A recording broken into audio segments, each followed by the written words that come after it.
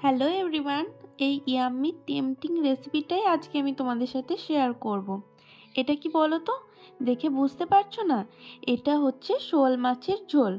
তো চলো দেখে নাও এই শোল মাছের ঝোল বানাতে আমার কি কি লাগবে। এখানে আমি অনেকগুলো শোল মাছের পিস নিয়ে নিয়েছি, আর সাথে আমার লাগবে জাস্ট একটু সামান্য পরিমাণে হলুদ গুঁড়ো আর লবণ। এবার এই হলুদ আর লবণটা দেওয়ার পরে মাছের মধ্যে হলুদ আর লবণটাকে খুব ভালোভাবে মাখিয়ে নেব আমি। তো চলো মাখিয়ে নেওয়া যাক হলুদ আর লবণটাকে। তোমরা কিন্তু ভিডিওটা শেষ অবধি দেখবে, তাহলেই বুঝতে পারবে যে আমি কিভাবে বানিয়েছি শোল মাছের ঝোলের রেসিপিটা। দেখো এখানে আমি একটা কড়াই নিয়ে নিয়েছি। অনেক সময় মাছ ভাজার সময় মাছগুলো ভেঙে যায়, তার জন্য তোমরা কি করবে বলো তো, কড়াইটাকে তেল দেওয়ার আগেই খুব ভালোভাবে গরম করে নেবে। এরপরে দেখো আমার কড়াইটা গরম হয়ে গেছে, এর মধ্যে আমি অনেকটা পরিমাণে তেল দিয়ে দিলাম। তেলটা দেওয়ার পরে তেলটাকেও খুব ভালোভাবে গরম করে নেবে। তো দেখো এখানে আমার তেলটা গরম হয়ে গেছে। এবার আমি তেলের মধ্যে একে একে মাছগুলোকে ছেড়ে দেব। তো মাছগুলোর এক সাইড আমার খুব ভালোভাবে ভাজা হয়ে গেছে, আমি উল্টে নিলাম। দেখো মাছগুলো কিন্তু আমার একটুও লেগে যায়নি। এবার মাছগুলোকে একে একে অন্য পাত্রে তুলে নিলাম। সমস্ত মাছ আমার ভাজা হয়ে গেছে। কড়াইয়ে আমি আবার তেল দিয়ে আলুগুলোকেও ভেজে নেব। দেখো আলুগুলোকেও খুব ভালোভাবে লাল লাল করে আমার প্রায় ভেজে নেওয়া হয়ে গেছে।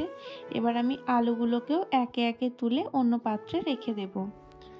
আলু সব আমার প্রায় তুলে নেওয়া হয়ে গেছে। আমার যে তেলটা আছে ওই তেলেই আমি পুরো রান্নাটা কমপ্লিট করব। তার জন্য আমি এখানে 1 চামচ চিনি দিয়ে দিলাম। চিনিটা খুব ভালোভাবে লাল লাল হয়ে ফুটে এলে আমি এর মধ্যে পেঁয়াজগুলোকে অ্যাড করে দিচ্ছি। পেঁয়াজটাকে অ্যাড করার পরে পেঁয়াজটাকেও খুব ভালোভাবে গোল্ডেন ব্রাউন করে ভেজে নেওয়ার পর আমি এর মধ্যে 1 tablespoon Kashmiri red chilli powder আর 1 টেবিল স্পুন হলুদ গুঁড়ো দিয়ে দিলাম। এরপরে এটাকে মিক্স করে নেব পেঁয়াজের সাথে। দেখো এখানে আমার মিক্স করা হয়ে গেছে। এবার আমি এর মধ্যে একে একে আদা বাটা, রসুন বাটা, জিরে বাটা অ্যাড করে কষিয়ে নিচ্ছি।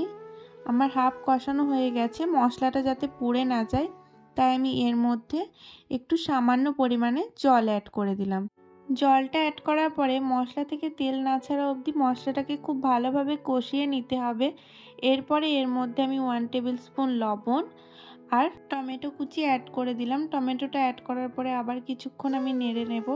মশলাটা আমার পুরোপুরি কষানো হয়ে গেছে। এবার আমি এর মধ্যে আগে থেকে ভেজে রাখা আলুগুলো অ্যাড করে দিলাম। আলুগুলো অ্যাড করার পরে আলুর সাথে মশলাটাকে খুব ভালোভাবে মিশিয়ে 2 মিনিট মতো টাইম নিয়ে আবার আমি একটু নেড়ে নেব। তোমরা দেখো এখানে খুব ভালোভাবে আলুর সাথেও নাড়া হয়ে গেছে। এবার আমি এর মধ্যে পরিমাণ মতো জল অ্যাড করে দিলাম। তোমরা যেরকম গ্রেভি চাও সেরকম জল অ্যাড করে দেবে এর মধ্যে। আমি এখানে 1 বাটি মতো জল অ্যাড করেছি। এবার মশলাটাকে জলের সাথে খুব ভালোভাবে মিশিয়ে নিচ্ছি। এরপর আমি এটাকে ফুটতে দিয়ে দেব হাই ফ্লেমে। তো দেখো এখানে আমার ফুটে গেছে। এটাকে আমি 7 থেকে 8 মিনিট এভাবেই ফুটতে দেব, যাতে আমার আলুগুলো খুব ভালোভাবে সিদ্ধ হয়ে যায়। তো এখানে আমার আলুগুলো সিদ্ধ হয়ে গেছে। এবার আমি এর মধ্যে একে একে ভেজে রাখা মাছগুলো অ্যাড করে দিলাম।